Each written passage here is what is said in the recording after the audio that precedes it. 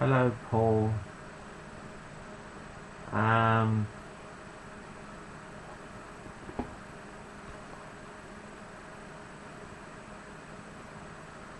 um,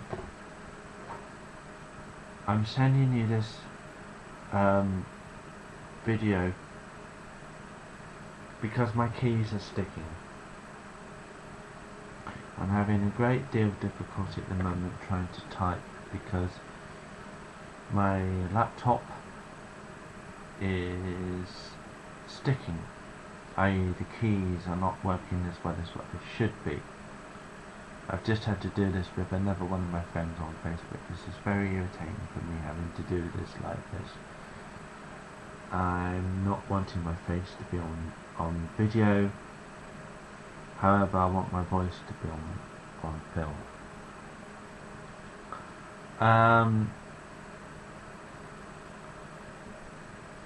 I've not having a great time with it, I'm not gonna lie.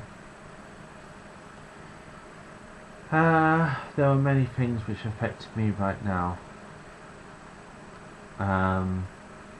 One of them is something which happened last week down at the men's shed, which I've already spoken to Patrick about, so Patrick already knows about that.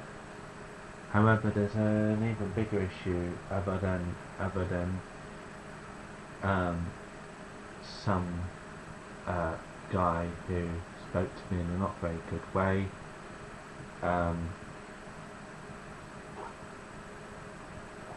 Which is what happened last week at the men's shed,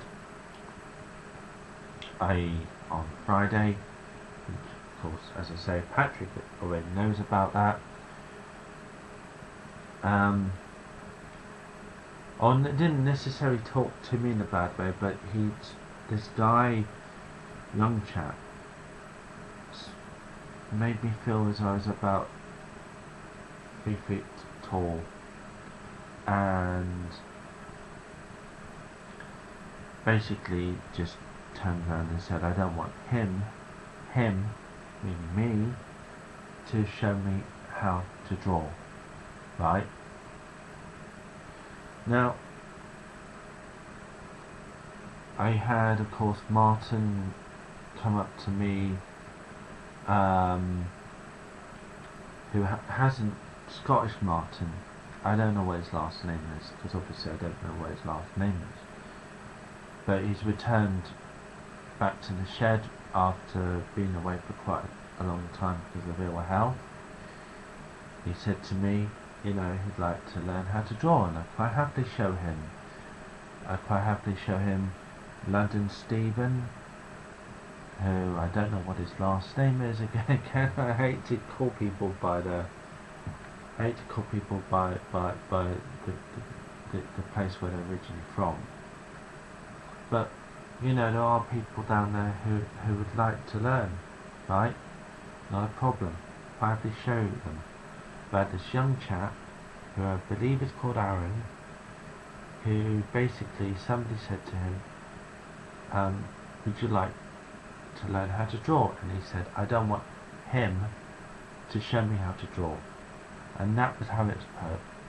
And it's like, you're younger than me, it's like when you're talking about like London Stephen and Martin, they're both older than me, right?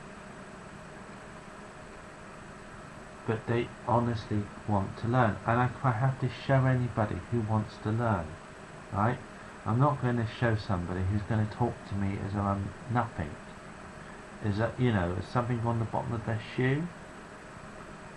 And that's how this Aaron guy made me feel. And I feel, I don't know why that was said, I don't know for what reasons. I have said nothing to him, and I've done nothing to I'm not, loads of people get on well with me, right? Bob sees that as a great success. The fact that I've come out of my comfort zone in a lot of ways, right? And I'm not going to be talked to as though I'm just nothing, you know. Yes, we have another artist down there, but Minda makes it very clear. I have regrets for, I must say this, I'm going to say this, I have a lot of respect for Minda, right? He may work in a very different way to how I work as an artist. I have a lot of respect for him, but Minda makes it very clear that he doesn't want to get involved in the same sort of way that I do. Minda once said that he wanted to, you know, several months ago he said that he might have wanted to teach people how to draw, but I don't think that's ever going to happen, and I don't see Minda wanting to get and do the sorts of things that I might want to do. And that's, you know, Minda just wants to do what Minda wants to do. That's perfectly fine, you know, but I could quite happily do other things. You know, already, you know, people have asked me questions about art, and I've answered them. But I'm not going to be spoken to as though I'm just some worthless thing on somebody's shoe, which is how I was made to feel by this Aaron guy. I've got nothing against anybody, and I'm not, you know, I don't care who somebody is, I don't care where they've come from, you know, the background story, you know, whether they've been to prison, whether they've had drug problems, or anything else. You know, we're all down there for our own problems, or for whatever we're going through. I try to treat people as an equal, you know. I won't speak to you any differently to how I speak to Bob, or how I speak to Jez, or how I speak to any other guy. But I'm not going to deal with somebody who's got an attitude problem. And yes, I understand that going through different problems, you're going to have different issues, right? But if somebody for whatever reasons is going to say something like that, you know, and make me feel as though I'm just worthless, then I'm not going to, you know, have things like that. You know, I quite happily show people, I quite happily pass on knowledge, but I'm not going to be spoken to in that way, you know. Just like anybody, you treat people with respect, I think, and I think that's very important. And whereas that's fine, and that's why I want to say on that particular subject matter. And of course, I did briefly speak to Patrick about this. I don't know if this Aaron and to this young chap, if he's got something against me because of my belief system. I don't have anything against anybody because of a belief system, right? If somebody's an atheist, that's fine. If somebody's you know, I get on quite well with Jamal. Jamal, I think, knows what I am, and you know, there's no animosity, but it's like, you know, this young chap was just acting in a very odd way, right? So that's one thing, I've talked about that. But however, there is a much bigger problem, and that's what I want to talk about. And you know, I hope that you can hear what's being said. As I say, my typing's not good at the moment because my keys, for whatever reasons, on my laptop are sticking, so I can't type, or I'm finding it very hard to type, right? But there is a bigger problem, and there is a problem which I've spoken with Bob before about. And whereas I could sort of live with the Aaron business, and sort of, you know, that's not too much of an issue, right?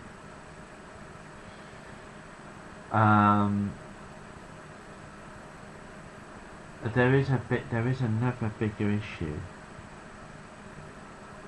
and it's around bullying, right? Bullying is a big issue, and it doesn't matter if it's the men's shed, if it's the Andy Man's Club, and I wouldn't say that would happen at the Andy Man's Club, or any other group that you go to. There has to be an anti-bullying policy. Bob knows this, Jazz knows this, and it's something which has to be stamped out. You cannot allow bullying to go on. You cannot allow people to come in and to bully others, right? And obviously, you know, as Bob says, if there is an issue around such things, then they have to deal with it. They cannot sort of ignore it, and they cannot just say, well, you know, we won't deal with this, because they know they have to. I'm not saying they wouldn't, and I'm not saying that they because they have to.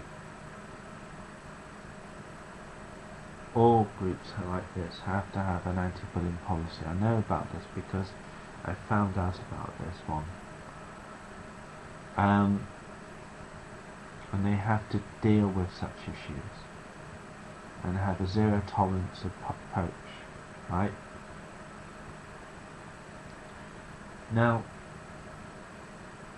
last year, and Bob, I'd spoken to this about with Bob, and this has, Kath knows about this, and apparently the pastoral team should know about this, right? And you know, please pass this on and make this very crystal clear, right? Perhaps I'm not saying things in the right sort of way, but I'm just, you know, you can't re-edit something like this, because it's you know, I don't know how to stop and, you know, sort of play how it should be played. So I'm just speaking and I'm speaking.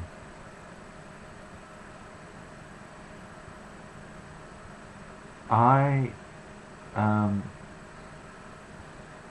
have had bad problems with people trying to bully me in the past, at previous groups that I've gone to, and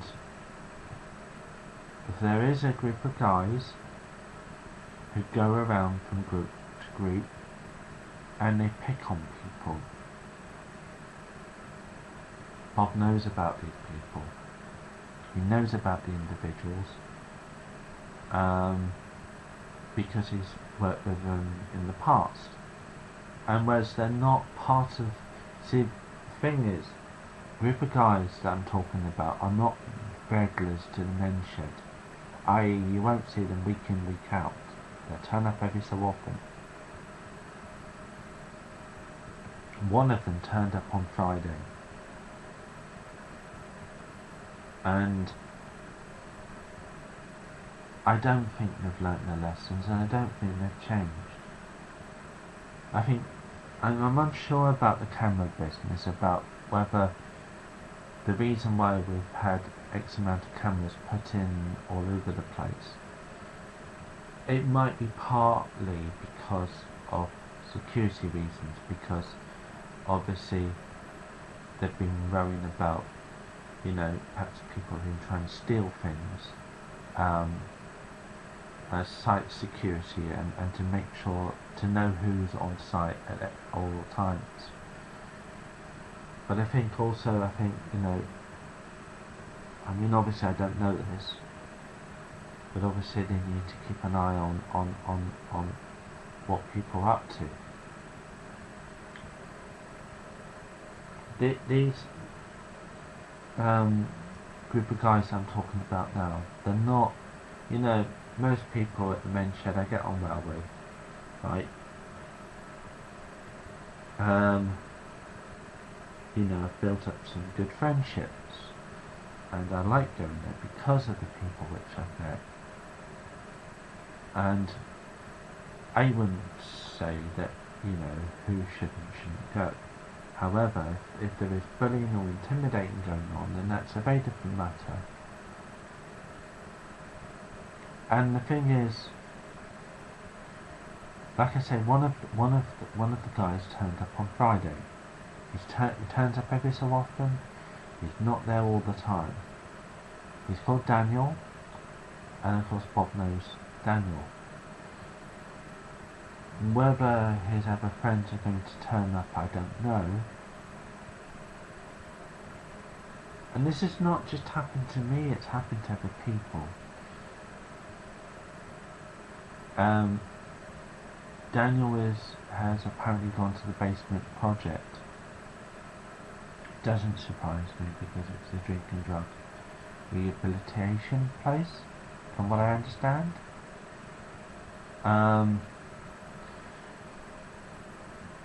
Daniel has gone to places like Corner. I don't know what Corner is called now, but it used to be called Corner. And of course I've known him for a long time. He has, as I say, at least, what is it, 3 other friends? Daniel Fretwell.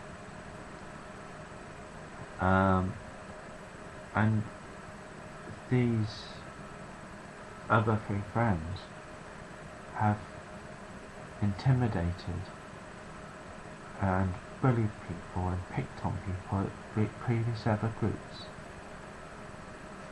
I know for a fact that Daniel was barred from going to Corner partly because he wasn't really, because when you go, from what I understand about how Corner used to work, is that they want to have a success rate, right? In that they, you know, you sign up to a program, and therefore it's about getting you off your drink and drug problems. Don't know about how the basement works because I've never had any involvement with the basement. But if you consider that at somewhere like Corner, sorry, I'm going on. If you consider that like at Corner, there are people there who seriously want to give up. They want to leave behind their drink and drug problems, right? And there are some quite vulnerable people there.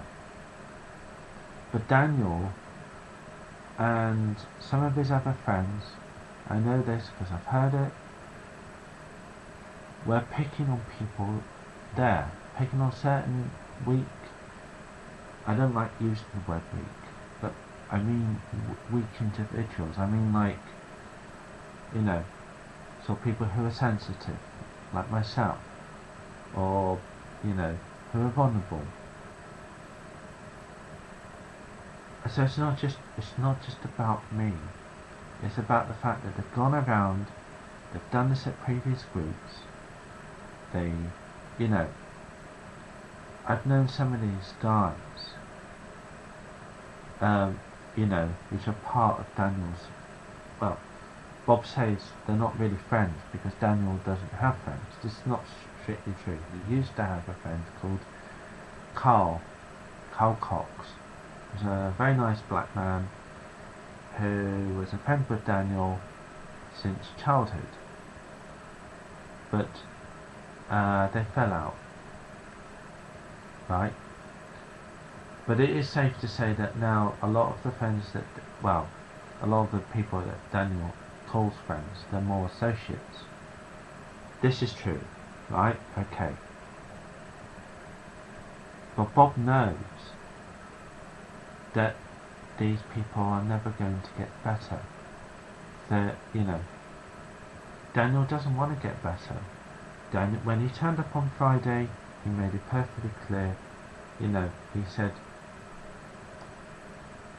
you know, his three things which were important to him: free unlimited access to the internet, which of course Platform One has, cheap coffee, and oh, are they still doing food down here? And whereas there's nothing wrong with coming along for those reasons, that's it. And that's literally it. It's not about getting better. You know, if Stuart is seriously you know, if Stuart apparently is one of the ones who's encouraged him to come down from the basement project. And unlike some of the other people who may come along, who may want to get better, who want to leave their life behind, Daniel doesn't want to do that. I've known Daniel for a long time, and there are certain things I know about him. He doesn't take any of this seriously, and until his life completely goes down the pan, he's not going to take anything seriously. And that's a hard thing to say. Even Bob says that he's, because of his sort of perhaps get off drinking for a period of time and then he's back on again. And it's like, and yes, you know, as I said to Bob, I want everybody to get better. I want everybody to be well. I want everybody to get help. But I've lived with an alcoholic. My mother, unfortunately, for a period in our lives, lived with this man. He put our lives through hell. And this guy didn't want to get better. He didn't see himself as having a problem. And the thing about anybody who's got I mean, yes, you'll get people saying, well, it's really hard to give up these things. But if you want to do something, you'll do it. But you as my mother was told, and you can pass all this on, I don't know, this might be very long. But as my mother was told at the time when we were living with this alcoholic who put our lives through hell, and she seriously wanted to help him, she was told by somebody that they have to want to get better. They have to want to sort of like admit that they have a problem and to seek and to really want to change. But part of the problem with somebody like Daniel is that he sees some of these people that he hangs around with as being friends. They're not friends. And the thing is that if you want to really kick these sort of habits, you also have to, it's not a nice thing to say, but sometimes you have to say goodbye to people, because those people are never going to want to see you get better. Right? You know, I really would hope that Daniel would get better, right? I have that in my heart of hearts. But I don't think he will ever get better, and if Stuart thinks that he's going to crack this nut, I'm sorry, it's not going to happen. Because I've been around him for long. I've been around Daniel for a long time. I've been around him when he's been at his most scariest. And whereas Daniel can be quite a nice person, when he starts to drink, he goes from being this quite nice, you know, if you met him, like if he's down there today, Mr. Fretwell, you might see a very nice person, but that's not him when he's drinking. When he drinks, he becomes abusive. He attacks his mother. I don't think physically, but he's very quite aggressive towards her. He's been barred from shops because of his drinking. You know, this is how bad it is, his drink and drug problems, right? And whereas, you know, there are people down at Platform 1 who are ex-drinkers or ex-drug takers, and I get on well with them, right? Because they've left that behind. They've wanted to change.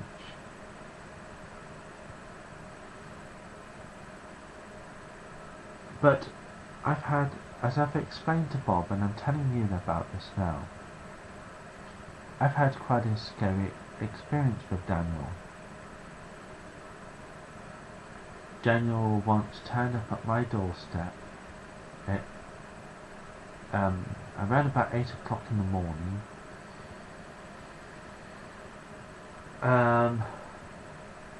Pissed out of his head. He's bigger than me, he's stronger than me, right?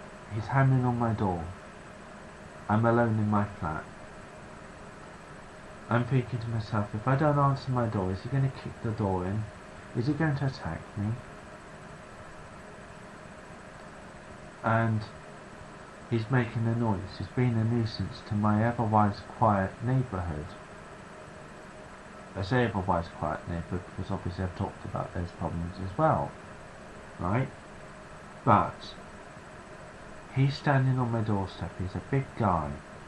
He's just, you know, he may not be as big as Stuart, okay. But imagine if you had a drunk Stuart on your doorstep, right? You know, that sense of feeling intimidated by that person is quite bad.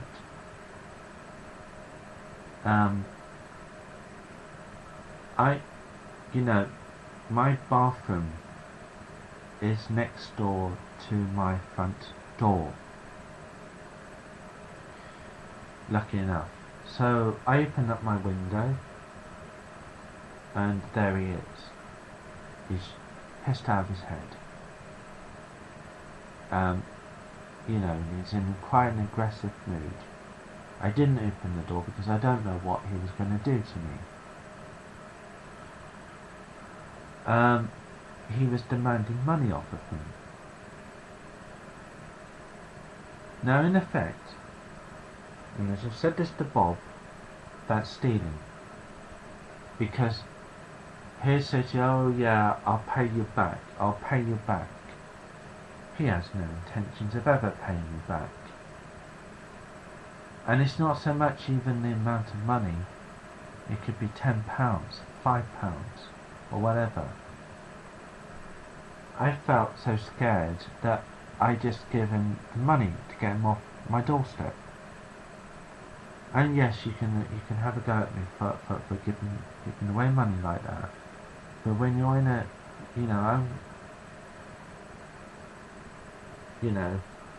I'm feeling quite scared. You got this guy who's quite big, and he's using that in his own advantage. He's not saying, "Can I have?" He's not saying, "Please, can I have money?" He's using quite an aggressive tone, and that's how he operates. I know for a fact that what used to be the old S2R, support to recovery, which is where I know a lot of these guys from, the ones that I'm talking about right now. I'm not talking about anybody who I've met down at the men's shed. He and a few others used to pick on another guy down there and to get money out of this other guy, who would quite happily give away money and all sorts, food, and they'd use that vulnerability quite often. It wasn't just him, there was a few others who did this, who would even go to, when it was payday, they'd go to the cash point machine with him and get money off this guy. So this is not a new thing. It's not a personal thing towards me. It's something which has gone on. And I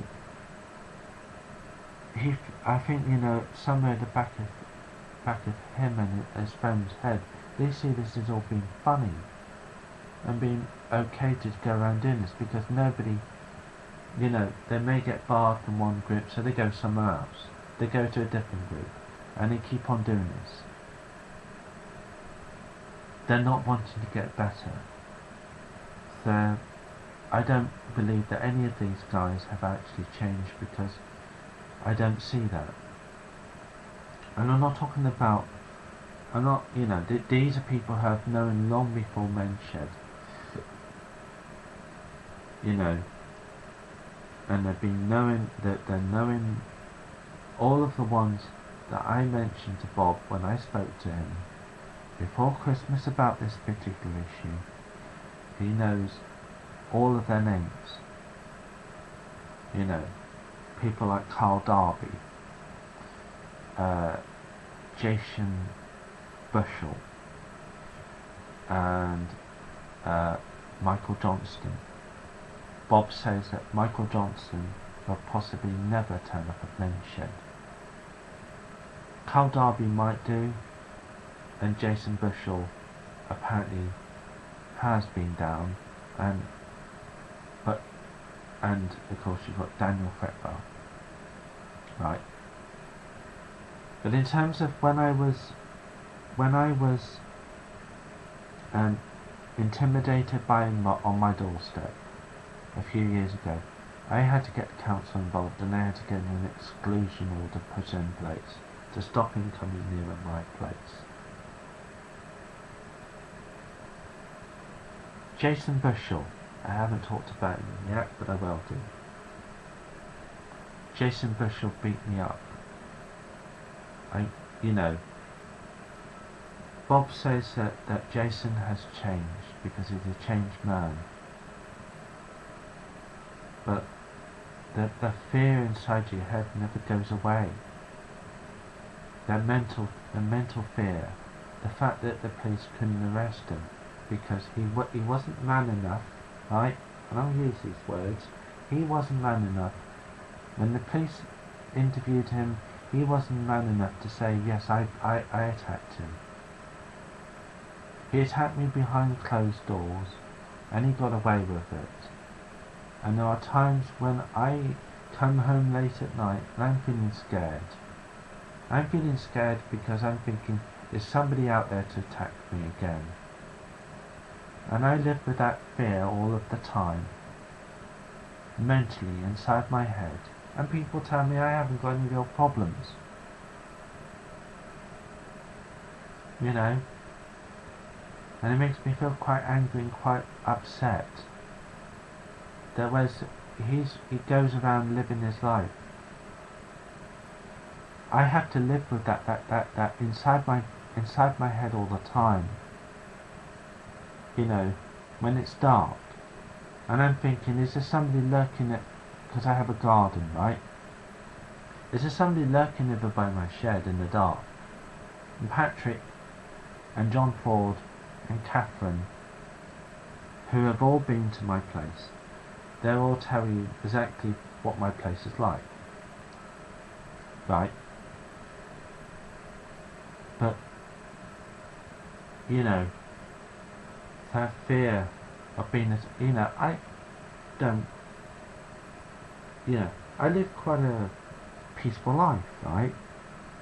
I don't get involved in violence or, or drugs or anything like that.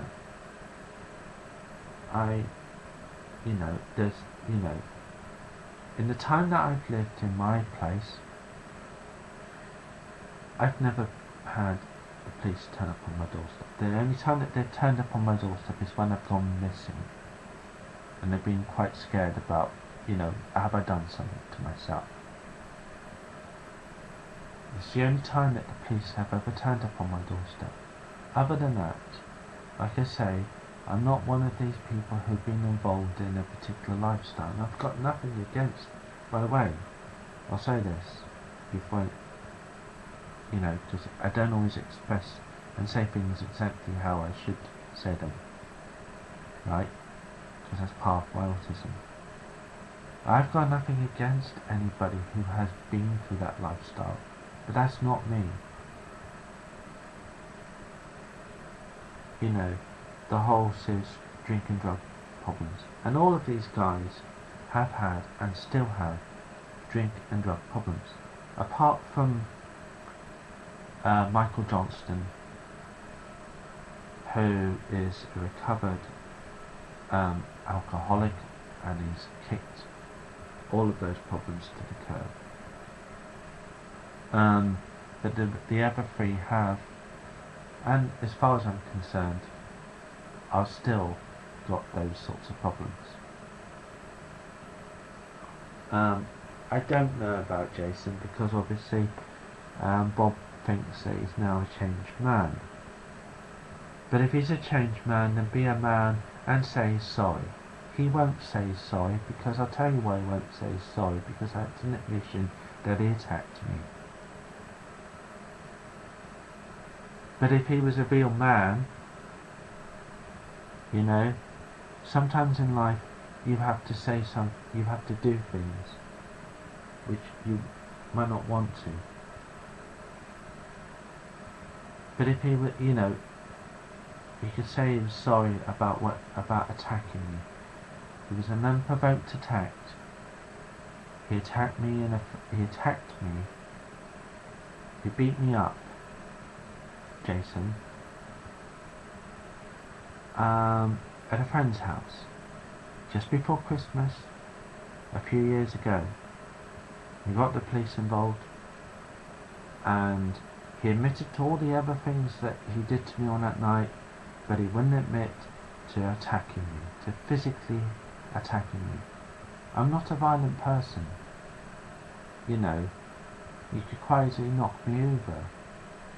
I'm not well built. All of these guys are physically quite well built, and they come across in quite, you know, in quite an intimidating way. And whereas, you know, if you met them, you might think, oh, they're quite nice, they're harmless, because, you know, they put on this act. They put on an act of being quite nice, and, you know, and all of this. But underneath it all, there's something else. I didn't deserve to be attacked on that particular evening before Christmas a few years ago, when Jason attacked me. It was an unprovoked attack, and I won't go over all the details with you here, but obviously I've gone over them with Bob, and Bob knows all about this. You know, you know, if you want to know anything, I'll tell you.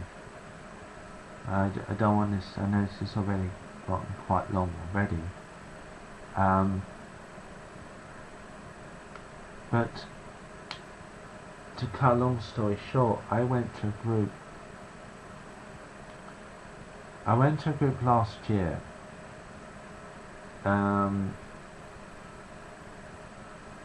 I think is it last year or the year before? I can't remember. Which was meeting in Brian Jackson House. But all of these guys were invited along, and they started trying to intimidate me, and I had to leave that group because of all of this, and because the people running the group, or the person running the group, didn't want to do anything about it. You know? And there was constantly, you know, there was Michael Johnston at this other group. Now I've known all of these guys going back to the old Estoril days.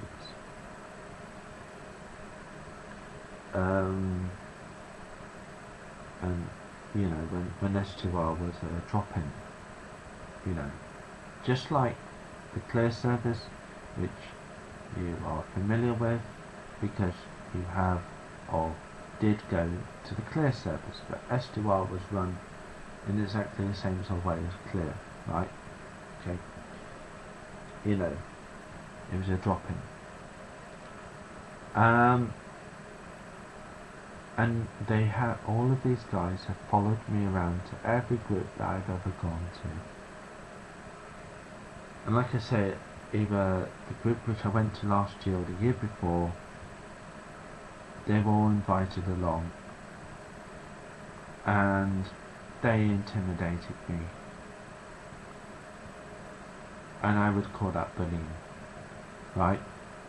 They deliberately did this because they play on people's weak spots, and if they're not going to do this to me, they'll do it to somebody else down at the men's shed. So it's not I'm not just saying all of this,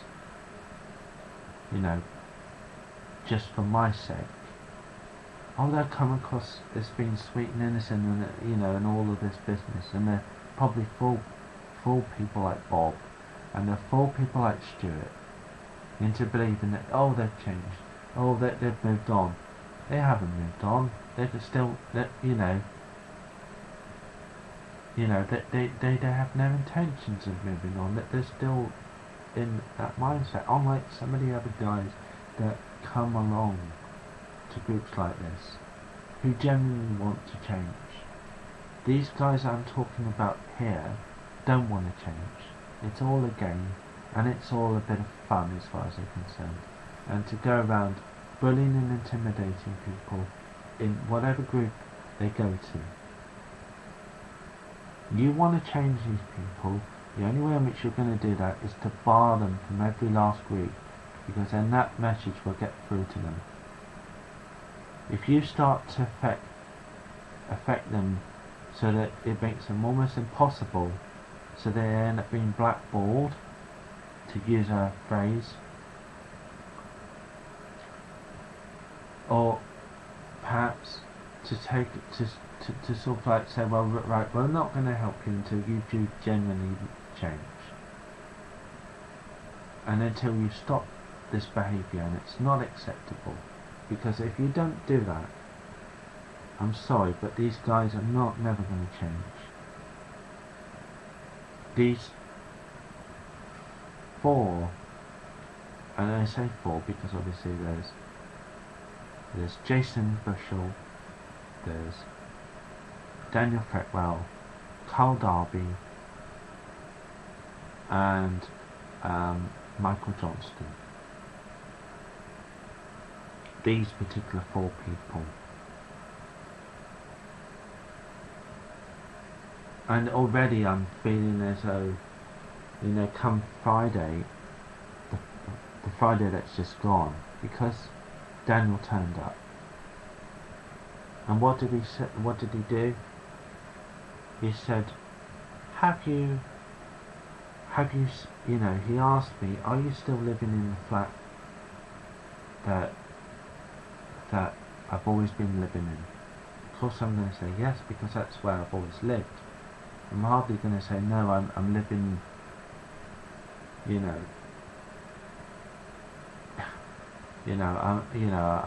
Marsden or in somewhere else. Yes, I'm going to say yes to that one. And then he says to me, have I seen Helen? Right?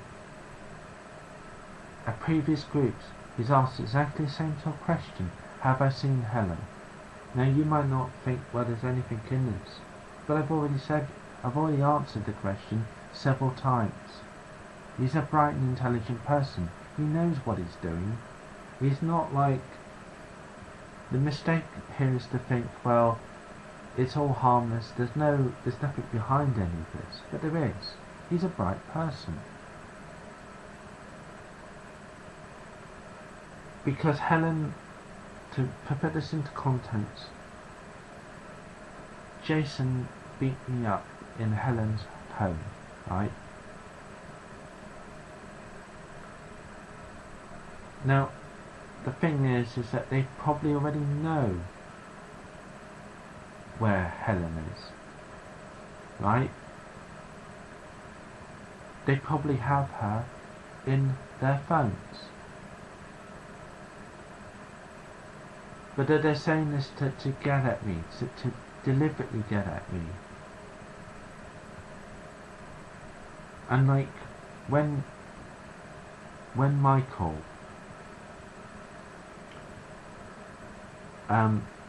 when we were going to the last group that I went to, which he attended, he started asking me about the police, and he asked me about what happened, you know, in terms of did what you know, you don't ask these sort of questions in a group like this, right?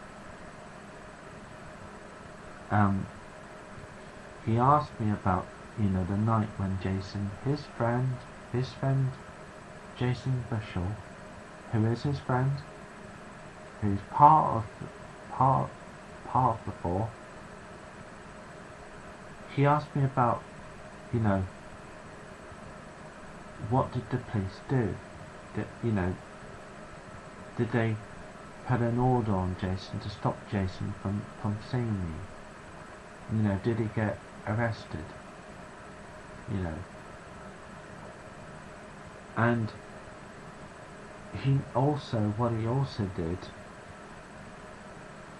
and this is what both Michael Johnston and Daniel Fretwell, they both asked me at this previous group these sort of questions about they were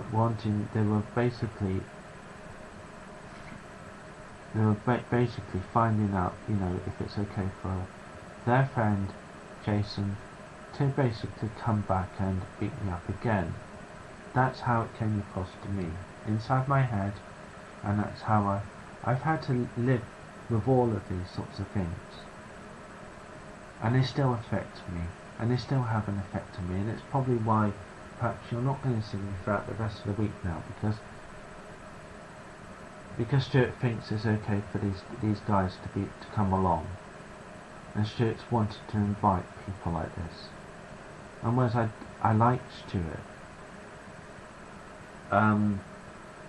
Stuart's under, you know, Stuart thinks they can, you know, he can crack every last job, and that he can, you know, get people out of their problems. But I'm sorry, but these guys don't want to change. They don't want to change because nobody's made them have to change. Their circumstances have never changed, so that they're just, oh well, we don't, you know, yeah, we'll make all the right noises, we'll say all the things that you want to hear from us, but really underneath it all, we don't want to change. And that's their attitude. And therefore I don't feel as though I want to be there at the moment, because of the concept of what's going on. And it is having an effect on me, on top of anything else which may be affecting me right now. This is something else which is playing on me. You see, at this previous group where these guys were before, right, not only did they ask me personal questions about the night when Jason attacked me, and about, you know, what did the police do, because Jason has had occasions when he's followed me around town. And when I mean followed me around town, I mean, like, you know, we all have one of these, right? All of Jason's friends obviously all have one of those. And the thing is, you cannot know where somebody's going to be unless you're being told where somebody's going to be. And 2 occasions he has deliberately come up quite close into my personal space to deliberately intimidate me. Right up close. I don't just mean close. Jamal, for example, will stand close to me when I'm painting, right? But I don't feel intimidated by Jamal. He's a very nice guy, he's friendly. There's no harm in him, right? Okay. But Jamal doesn't get so close up so that you can see him staring into your eyes. Jason did that to me. He did that to me after he'd beaten me up. Despite the fact that the police had told him to stay away from me, to keep away from me, he did this.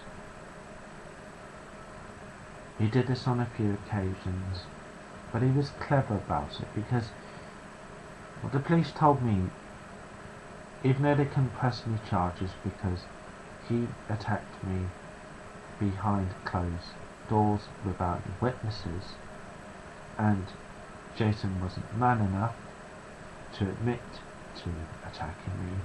The fact that he's a physically stronger man than me, right? And he knows this.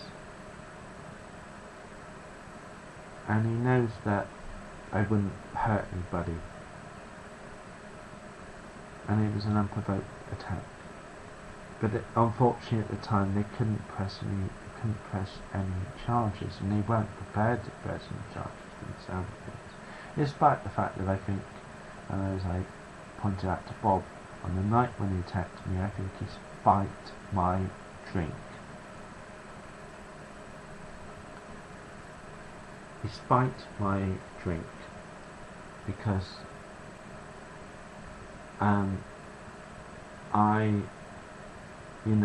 I was unable to do anything to stop him from attacking me.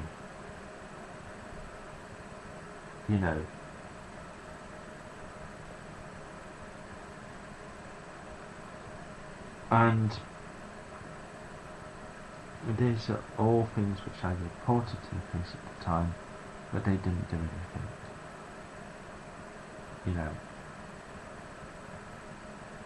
And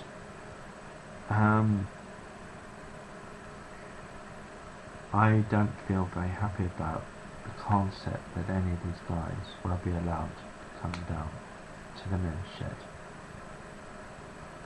And this is what is deeply affecting me right now. Because they don't want to change. They have no intentions. And if they can get away with the behaviour that they've done in the past, they will do it again. And whereas Bob says, well, this is a secure site, and that if anything like this happens, they will be taken off. That's great. That's how it should be. But I need to feel as I'm safe and happy. And I'm not feeling that right now. And the thing is that one of the things, and I'm sorry I go not making perhaps a lot of sense, but one of the other things to be made clear is that the sense of intimidation, right,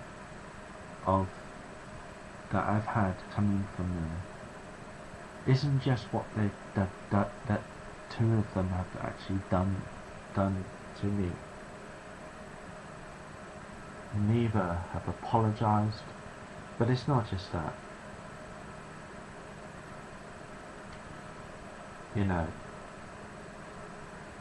It's also the fact that at the previous group that all of these, well, 3 of these guys were at before, not only did they ask personal questions about the night when I was attacked by their friend Jason. This was Michael Johnson and Daniel Freckwell, who's probably there today, but I don't want to be there because he's there.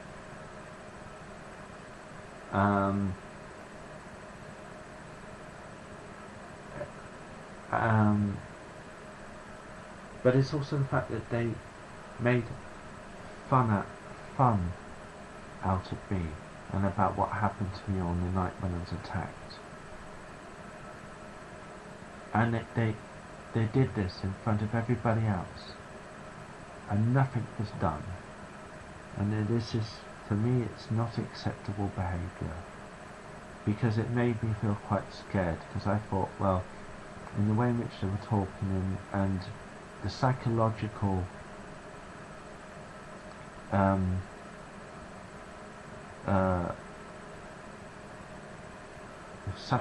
effect this had on me.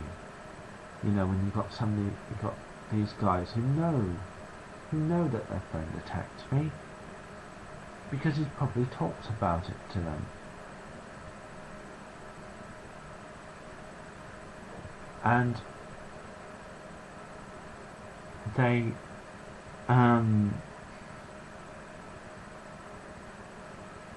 but the way in which they were laughing for me was quite sinister, because it made me feel as though, you know, if they think they can, if they or any one of them think they can do something to me again, even if it doesn't happen, there's how that plays on your mind, you know, to the point where I feel scared going out my door sometimes, which is what's happening to me right now. You know, where I'm thinking, well, am I, you know, if they think, oh well, nobody's going to do anything to us, because they all believe that we've all changed, which I think is a load of bull. I don't think any of them have changed. And yes, people should be given the benefit of the doubt, but with benefit of the doubt comes the fact that you have to make the effort to change, right? And that's the same with any of these ones. Just like the guy who stole your wallet, or was it your mobile phone? Yes, that guy has a right to be there, but your trust in that particular individual will have gone out the window, because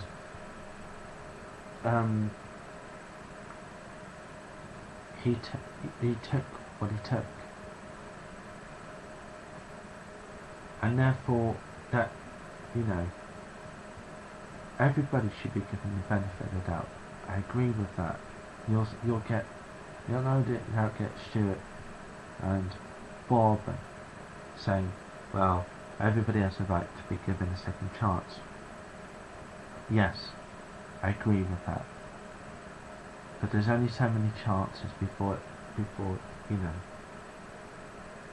know, you'd have to be a monk to carry on just giving, you know. If somebody's not going to change, then what's the point? You have to draw a line for some people.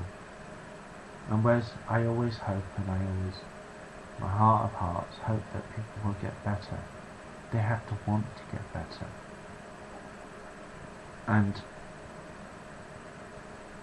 if they're not, you know, if people are not doing things to sort of like make them, or to sort of like make them say, well, you know, I'm sorry, you can't be here unless you are going to change. If you just allow somebody just to carry on doing something, they just carry on doing it.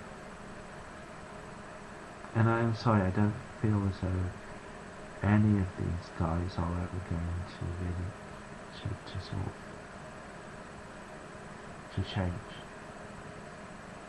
And you know, it's not because, you know, I hope I can say this, but you know, I get on quite well with he's called Thomas, the ex-heroin addict. You know, the guy who comes to the men's shed, who has obviously had a hard life. You know, you can see that he's old before his time, because because of what he's been taking. And yet he's quite a nice person. I get on quite well with him. You know, it's like Tony. Tony's an ex-offender. But I get on well with Tony down at the men's shed. I'm using one or two of these names to prove a point that you can change if you want to change. But these 4 guys, I don't think will ever change, and I'm never going to get better. And you know, whereas they have a right to be at the men's shed, they don't have a right to go around bullying and picking on people and playing on people's vulnerabilities. And if it's not just, the thing is, as I said, and I'll end at this point, I'm sorry this has gone on a long time, but I felt as though I needed to get all of this off my chest. But as I say, if they're not going to change and they're going to go down there, and if they don't, I don't want to stop going to the men's shed. I get a lot from going there, and I think there's a lot of people who get a lot from me being there, right? But it has to be a safe and happy environment. At the key at the very top of the top. You know, it has to be both of those things, a safe and happy environment for everyone. And if it's not, then it's not a good thing. And let's say I stopped going altogether. These guys will still be picking on somebody down there. That's how they get their kicks. They get enjoyment, real enjoyment, from actually doing such things. From doing things which I cannot even understand why what would make somebody want to get their kicks from doing such things, but obviously they do.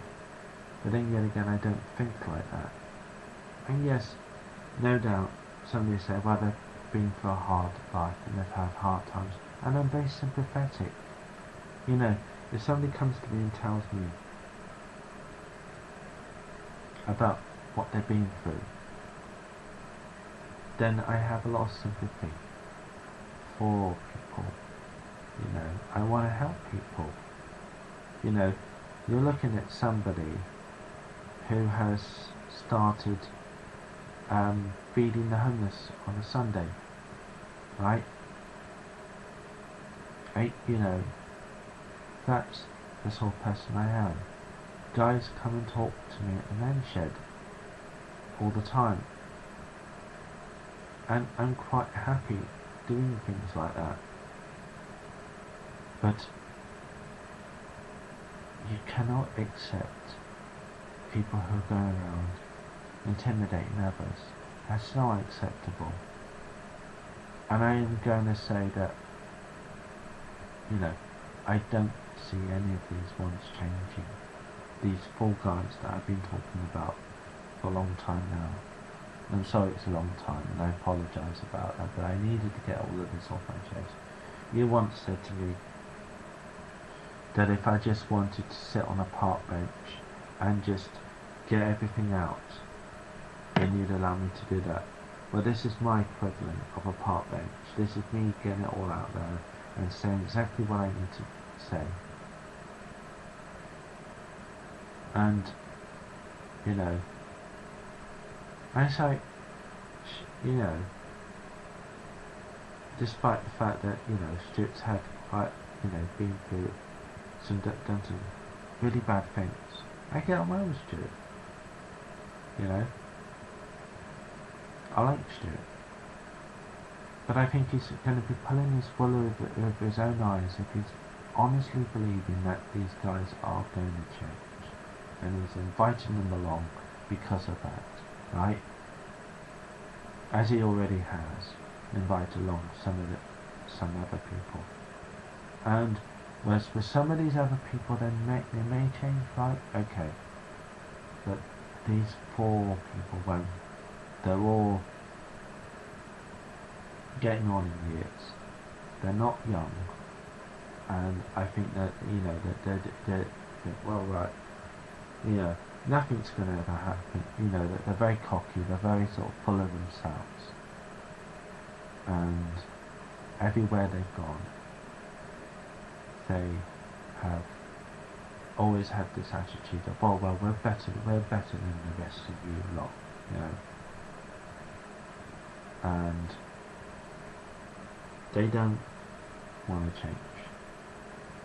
It's all water off a duck's back, as the saying goes.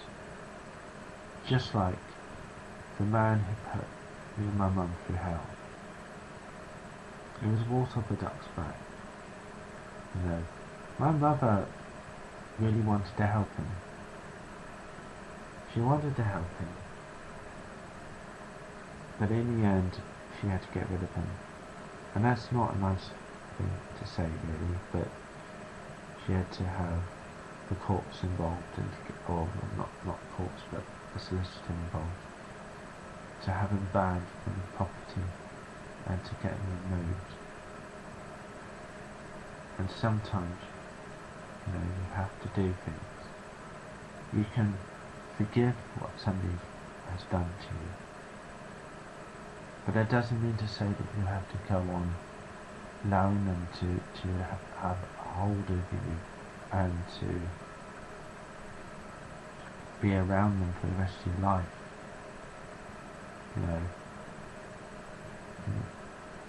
That's all I want to say, really. That's all I can say.